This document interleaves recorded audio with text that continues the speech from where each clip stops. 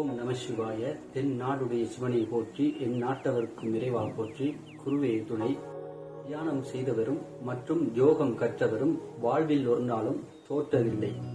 போன பதிவில் நம்ம தியானம் என்றால் என்ன, தியானத்தை பத்தி நம்ம மனசுல எழுற சில குழப்பங்களை பத்தி பார்த்தோம். இந்த பதிவுல தியானம் பண்றதால ஒரு மனுஷனுக்கு என்னென்ன பலன் இருக்கு, என்னென்ன நன்மைகள் இருக்கின்றதை பத்தி நான் பார்க்க போறோம். அதுக்கு முன்னாடி நம்ம வீடியோ பார்த்துக்கிட்டு இருக்கிற சைவ தமிழர் அனைவருக்கும் அடியேனின் வணக்கம். எல்லார மனசிலையும் ஒரு சந்தேகம் எழும்பிக்கிட்டே இருக்கும், தியானம் பண்றதால அப்படி என்னங்க நல்லது கிடைக்கும். தியானம் பண்றதன் மூலமா நம்மளோட மனசு அமைதி பெறும், மகிழ்வான வாழ்க்கை அமையும், சீரான இரத்த ஓட்டம், சீரான உடல்நிலை, அது மட்டும் இல்ல பிரபஞ்ச சக்தியை உணர்ந்து கொள்ற, அதாவது அண்ட விழிப்புணர்வு ஏற்படும். நம்மளையும் தாண்டி பிரபஞ்சத்தோடு நம்மளோட சக்தி நம்மளோட தியான நிலையை கடந்து பிரபஞ்சத்தோட நம்மளை இணைஞ்சு வாழ்றதுக்கான ஒரு பாதையை வகுத்து தரும். நம்மளோட உடம்புல இருக்கிற முக்கியமான 7 சக்கரங்களும் இதன் மூலமா இயங்கப்படும். மூலாதாரம், சுவாதிஷ்டானம், மணிபூரகம், அநாகதம், விசுத்தி, ஆக்கின்யை, சகசிராரம், அதாவது தூரியம். இதுபோல 7 சக்கரங்களும் தியானம் இருக்கிறது மூலமாகவும் பயிற்சி மூலமாகவும் நம்ம உடம்புல இயங்க தோங்கும். அதையும் தாண்டி 7 சக்கரங்களும் சீரா இயங்கிட்டு சொன்னா அடுத்த குண்டலினி சக்தி.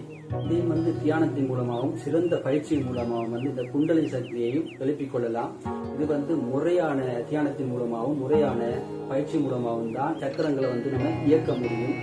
இனிவார வீடியோல ஒவ்வொரு சக்கரங்களோட விளக்கத்தையும் பயன்பாடையும் அதோட நன்மைகளையும் இனிவார ஒவ்வொரு வீடியோவும் பார்த்துக்கொள்ளலாம். இப்போ நம்ம இந்த வீடியோக்குள்ள போகலாம். இன்னும் உங்களுக்கு தெளிவாகவும் விளக்கமாகவும் தியானத்தோட பயன் என்ன என்று சொல்ல போனா தியானம் என்பது தியானத்தோட பயன் என்பது ஒரு மரத்தின் விதை மாதிரி. அந்த விதையை நம்ம எடுத்து அழகா விதைச்சு மண்ணில போட்டு விதைச்சு பராமரிச்சு வரும்போது கூடிய விதையில அழகான பூக்களையும் அல்லது அழகான கனிகளையும் சுவையான கனிகளையும் ஒரு மரம் எப்படி தருமோ அதே போலதான் நம்ம தியானம் இருந்து வரும்போது நல்ல எண்ணங்களையும் நல்ல சிந்தனைகளையும் தூய்மையான மனசையும் உடம்புக்கு புத்துணர்ச்சியும் தந்து இந்த தியானம் வழிவகுக்குது. அது மட்டும் இல்லாம நிறைய இன்னும் சொல்லவே முடியாத பல நன்மைகளை இந்த தியானம் நம்மளுக்கு தந்துகிட்டு இருக்கு. இது இன்னொரு விஷயம் என்னன்னு சொன்னா, சில மரங்கள் காய்க்கிறதுக்கோ பூக்கிறதுக்கோ சில மாதங்கள் சில வருடங்கள் எத்தனையோ வருடங்கள் கூட ஆகலாம்.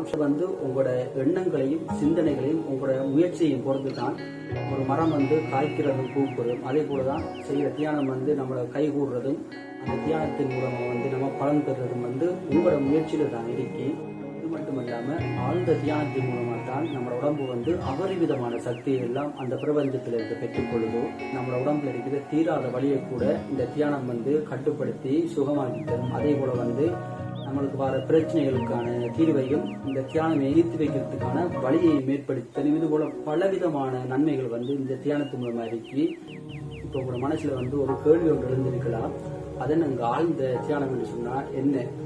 உங்களுக்கு புரியுற மாதிரி சொல்ல போனா ஒரு பேருந்துல ஜன்னல் ஓரத்துல நீங்க பயணிச்சுக்கிட்டு இருக்கும் போது அந்த பேருந்துல உங்களுக்கு ரொம்பவும் பிடிச்ச ஒரு அழகான பாட்டு ஒன்று விழுதுங்களே.